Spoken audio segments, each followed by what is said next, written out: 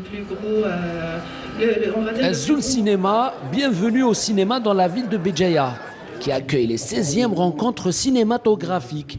Un rendez-vous incontournable pour les amateurs et les passionnés du 7e art. Aujourd'hui, si cet événement est pérenne et important, c'est grâce aux efforts des organisateurs et à l'appui aussi des autorités locales. Donc à tous les directeurs d'exécutif. Faire des rencontres comme ça cinématographiques dans leur 16e édition, ça veut dire qu'il y a une relation indéfectible avec le cinéma et l'art. Donc je pense que c'est une question d'éthique aussi, parce que réconcilier le public cinématographique, c'est très important. Cette édition, très attendue par les cinéphiles, connaîtra une sélection de beaucoup de films qui n'ont jamais été projetés en Algérie. Et une programmation qui va certainement susciter les débats et les échanges entre le public. La commission qui choisit les films, en fait, est une commission indépendante et interne à l'association Projecteur, qui est elle-même organisatrice des rencontres. Et effectivement, en fait, pour ce qui est des films algériens, il y en a quand même toujours chaque année une bonne quantité. Cette année, nous en avons 6. Il y a toujours de très très belles démarches. Il y a une véritable effervescence dans le milieu du cinéma. En tout cas, il y a des jeunes réalisateurs ou moins jeunes, mais qui sont vraiment... qui ont des démarches artistiques très intéressantes et que nous voulons partager avec le public.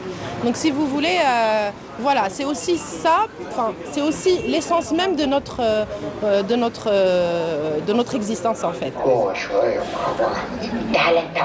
La soirée d'ouverture a été marquée par la projection du court-métrage Ouennes de l'Égyptien Ahmed Nader, qui parle de la force de l'amour pour vaincre les problèmes de la vieillesse.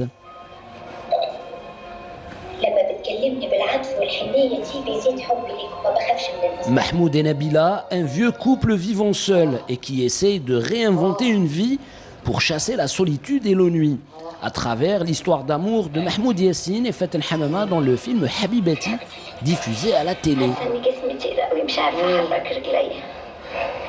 C'est un court-métrage égyptien donc de Nader qui met en scène une relation amoureuse dans un couple d'un certain âge, ce qui est très inhabituel dans le monde arabe, dans les représentations cinématographiques arabes où l'on contente très souvent la vieillesse à certains clichés. C'est une retraite totale vis-à-vis des battements de la vie, plus question d'amour, on ne parle que des enfants, de religion, etc., etc.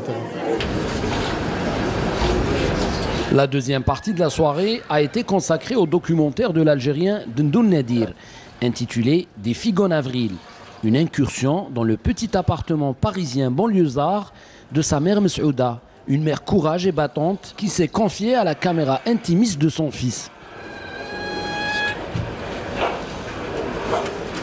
Voilà, ma mère, elle a du charisme. Ma mère, elle est comme plein de mamans, en fait, à qui on n'a jamais donné la parole. Mais c'est des trésors. Je suis sûr que c'est la même chose avec votre maman. Elles sont capables de dire des choses. Et c'est peut-être elles les vraies héroïnes de nos familles.